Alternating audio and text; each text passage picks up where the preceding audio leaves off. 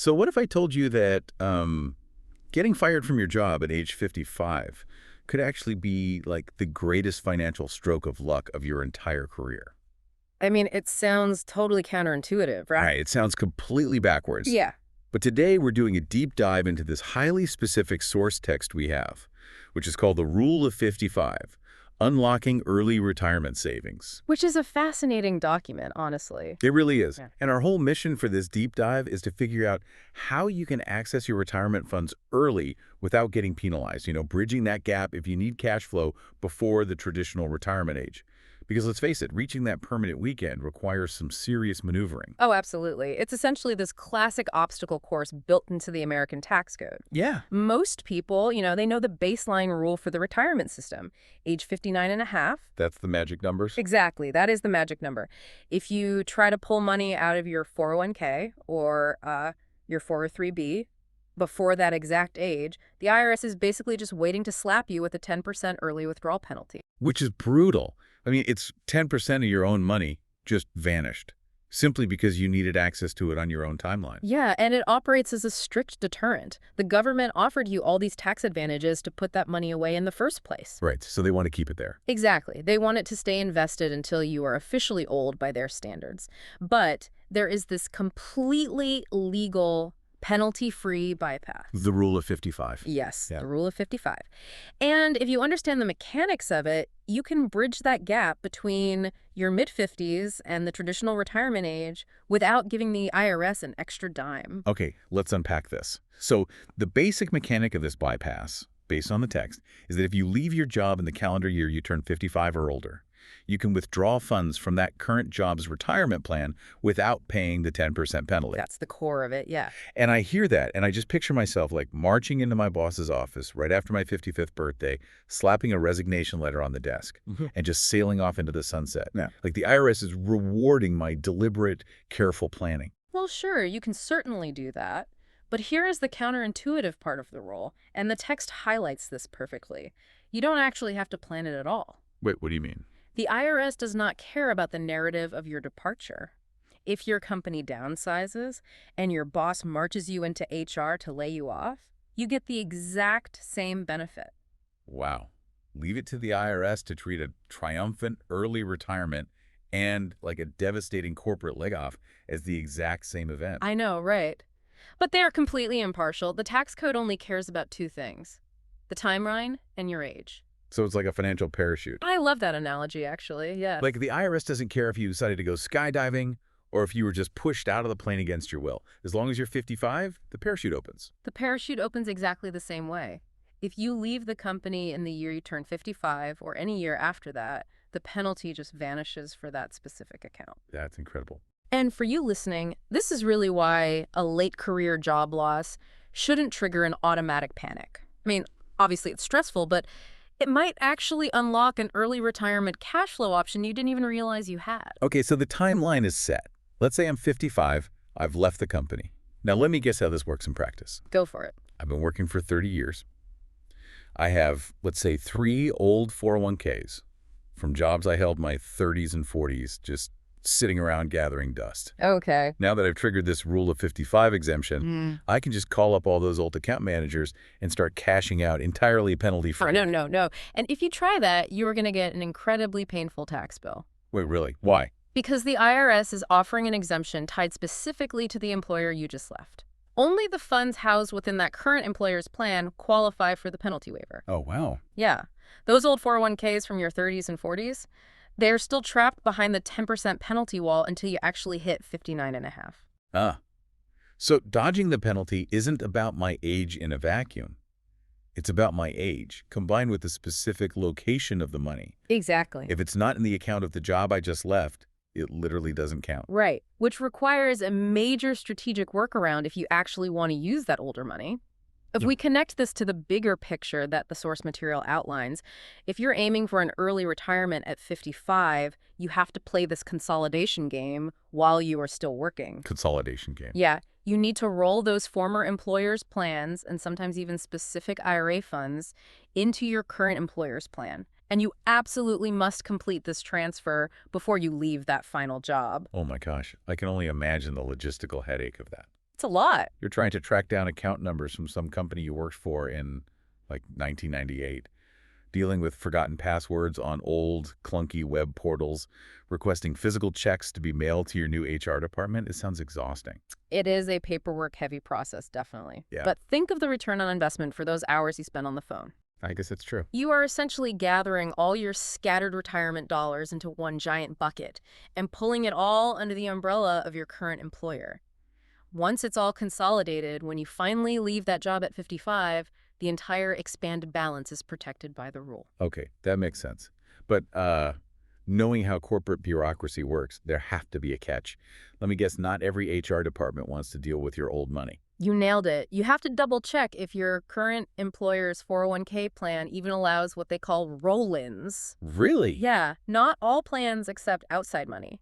If your plan administrator says no, well, you're stuck. You can't consolidate, which means you simply can't use the Rule of 55 on your older assets. That brings up a really fascinating contradiction, though, because practically every piece of standard financial advice tells you to do the exact opposite when you leave a job. Right, the old rollover advice. Exactly. Whenever you change companies, the golden rule you always hear is, roll your old 401k over into a personal IRA so you can manage it yourself. And to be fair, in most cases, that is sound advice. But if you are trying to execute the Rule of 55, rolling your money into an IRA is the single biggest mistake you can make. Wait, why? An IRA is still a retirement account. True, but think of your final employer's 401k plan like a foreign embassy. Okay. As long as your money stays inside those gates, you have diplomatic immunity from the 10% early withdrawal penalty. But the second you roll that money over into a personal IRA, you step off the embassy grounds. Oh, man. The protection is just gone. The IRS immediately subjects those IRA funds to the standard rules, meaning you are completely locked out until age 59 and a half. That is wildly counterintuitive. You do what you've been conditioned to think is the quote-unquote smart financial move by moving your money to an IRA, and you accidentally lock yourself out of your own early retirement. Exactly. The money must remain in the 401k or the 403b of the employer you separated from. There's no getting around that. Okay, so let's say I've successfully navigated the bureaucracy. I consolidated my old accounts into the embassy, I didn't roll anything into an IRA, and I left my job right after my 55th birthday in June. All right. I've officially dodged the 10% penalty. Now, I'm going to instantly withdraw $60,000 so I can buy a boat and start my permanent weekend. I'm completely in the clear, right? I mean, you are clear of the penalty, sure, but dodging a penalty is not the same thing as dodging income taxes. You just walked right into a massive tax trap. Wait, I still have to pay taxes on it. Of course, every dollar you pull out of a traditional 401k is taxed as regular, ordinary income. Remember, you never paid taxes on that money when you were contributing it during your career. Oh, right, it was pre-tax. Exactly. The government deferred the tax, they didn't cancel it. Right, so when I pull that $60,000 out for my hypothetical boat, the IRS basically treats it as if I just earned a $60,000 paycheck. Yes. And here is why taking it out in June is a terrible idea. Okay, why? For the first 6 months of that year, from January to June, you were working at your job. You were earning a salary. Right. Let's say you earned $70,000 in salary during those 6 months. That money has already established your adjusted gross income, or your AGI, for the year.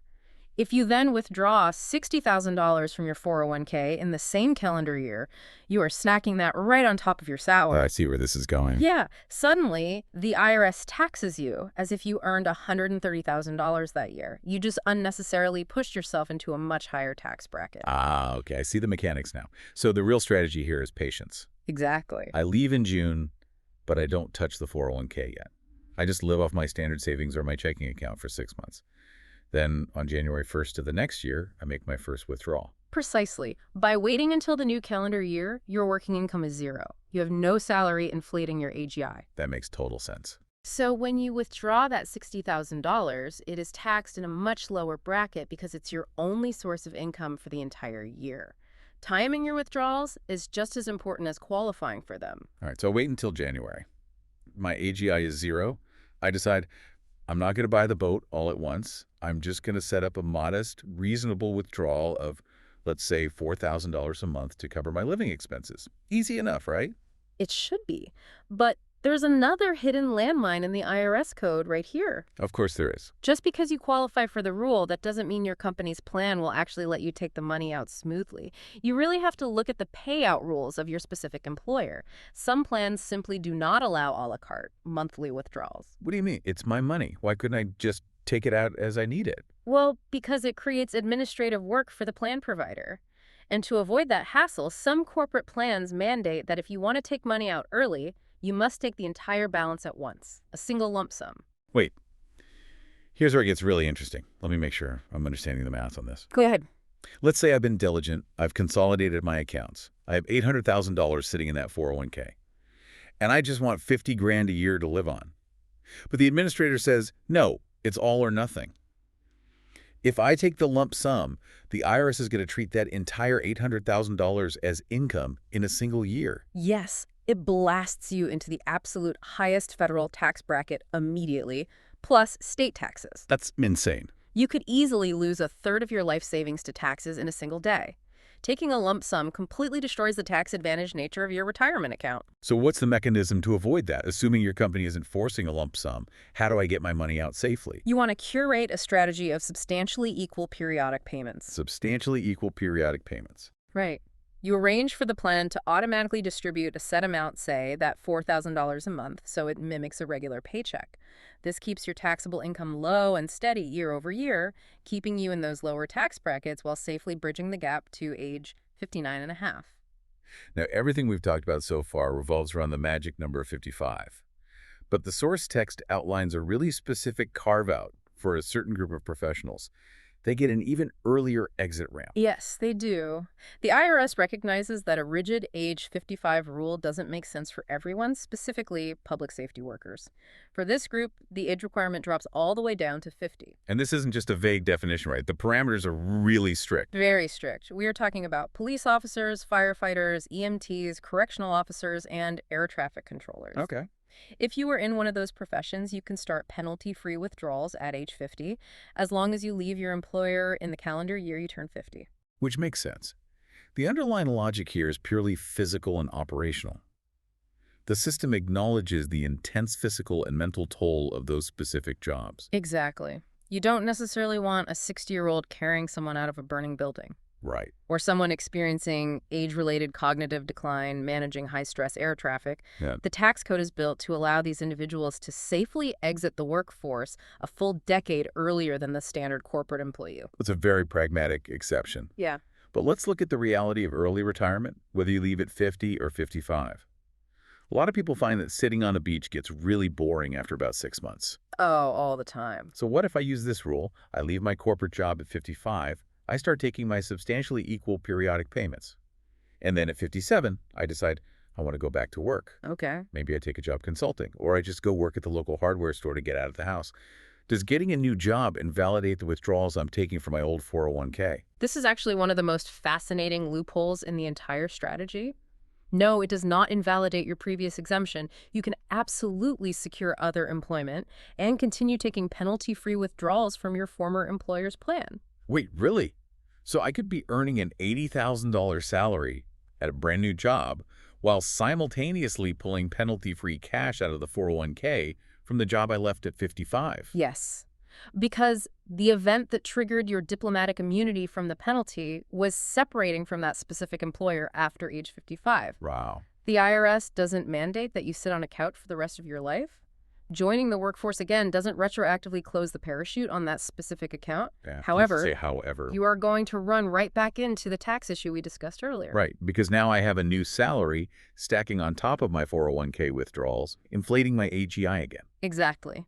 You've shielded yourself from the 10% penalty, but you might be pushing yourself right back into a higher income tax bracket. It requires constant recalibration. It really is an intricate ecosystem. Let's zoom out a bit and map exactly what we've uncovered here from the source text. Good.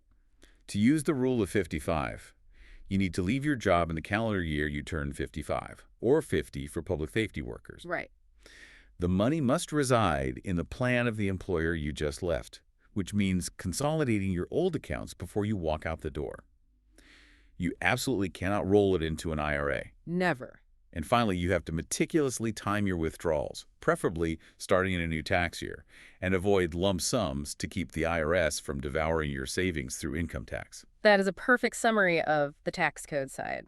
But this raises an incredibly important question, and honestly, it's the biggest blind spot for most people planning an early retirement. What's that? You can master all of these IRS rules, you can consolidate your accounts perfectly, and you can map out your tax brackets. But none of it matters if you don't know the specific internal rules of your company's retirement plan. The fine print. Exactly. The IRS allows for Rule of 55 withdrawals. It is completely legal. But the IRS does not force private employers to offer them. Wait, really? Yeah. Many corporate plans are written with their own internal rules that restrict distributions until age 59 and a half, or sometimes age 62, regardless of what the federal tax code permits. So let me get this straight. I could do all the math. I consolidate $1 million into my current 401k. Okay. I quit on my 55th birthday, assuming I'm a total financial genius. Okay. And the HR department just points to page 84 of the employee handbook and says, sorry, our specific corporate plan doesn't allow any distributions before age 60. And you are completely trapped. Oh my God. You can't roll the money into an IRA because you'd lose the penalty exemption, and you can't take it out of the company plan because of their internal rules. Oh. You are stuck in the gap with zero cash flow. Which leaves us with a truly provocative thought to mull over for you listening. Yeah. Think about how we generally evaluate a late career job offer. We look at the salary, the title, the commute, the health insurance. Big numbers. Exactly. We focus on the big, visible numbers. But if your ability to retire half a decade early relies entirely on the specific, unique rules of your final employer's 401k plan, does choosing your final job become less about the actual salary and more about reading the dense, boring fine print of the retirement administrator? It fundamentally changes your priorities. If reaching that permanent weekend early is your ultimate goal, the technical parameters of the HR handbook are arguably way more valuable than a slight bump in your biweekly paycheck. It really is all about the exit strategy. Yeah. We're all navigating our way toward that permanent weekend, but it turns out the itinerary isn't just about picking the destination. It's about making sure the very last bridge you cross before you get there isn't going to collapse under the weight of the fine print. So true. Thank you for joining us for this deep dive. Keep asking questions, keep reading the fine print, and we'll see you next time.